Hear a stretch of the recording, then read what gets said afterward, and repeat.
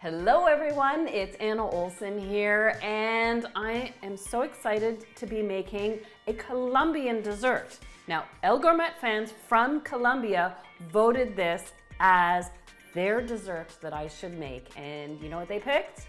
Torta Maria Luisa.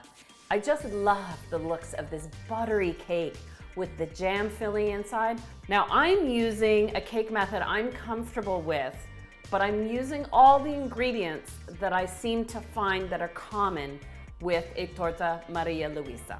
So the first thing I'm going to do is sift my dry ingredients into the bowl.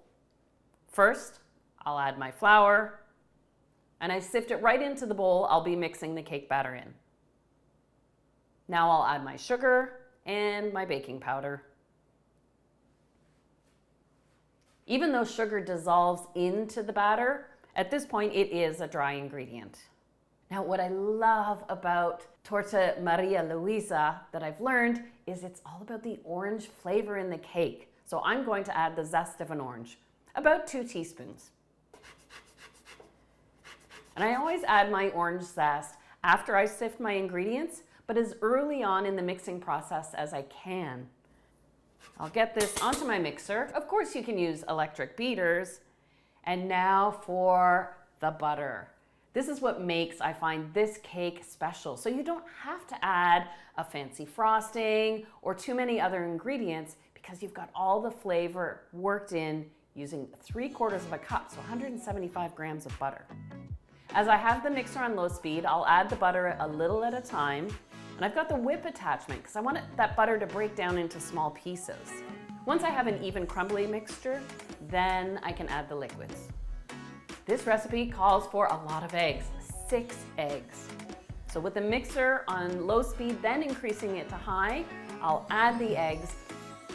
You need to let the batter with the eggs go for about a minute on high speed. And that really works in the structure into the batter. So you have a fluffy cake at the same time as a buttery cake. There we go. Now, in looking around at so many recipes, I notice a little bit of orange or sometimes even lime juice is added to the batter itself. Well, what can sometimes happen when you add acidity to a cake batter is the batter will curdle. So I've played with this recipe a little bit, and I found that if I add my orange juice at the very end and just whisk it in lightly by hand, I can avoid the batter from curdling.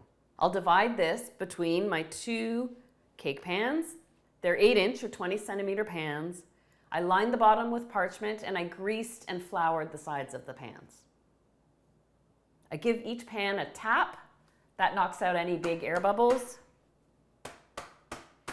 And these cake layers bake for about 35 minutes at 350 Fahrenheit, and that's 180 Celsius.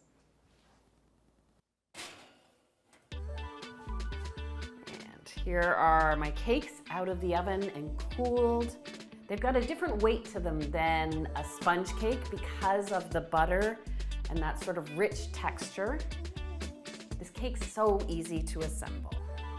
I love that at the heart of a Torta Maria Luisa is a jam filling.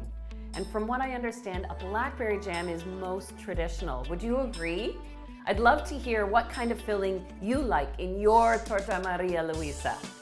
I'll pop on the second cake layer. And it's just so beautiful as is. And all it needs is a little dusting of icing sugar. Oh, there we go. I'm so grateful that Maria Luisa Toro, who invented this dessert, has been able to make it so popular that now, even here in Canada, I'm able to make it and share it with you. You know, this isn't the first Colombian dessert I've tried making. You can find my recipe video for arroz con leche right here on the El Gourmet channel. Oh, this is a delectable cake. You can really taste the butter in there, but the orange flavor of the cake with the blackberry jam is a beautiful combination.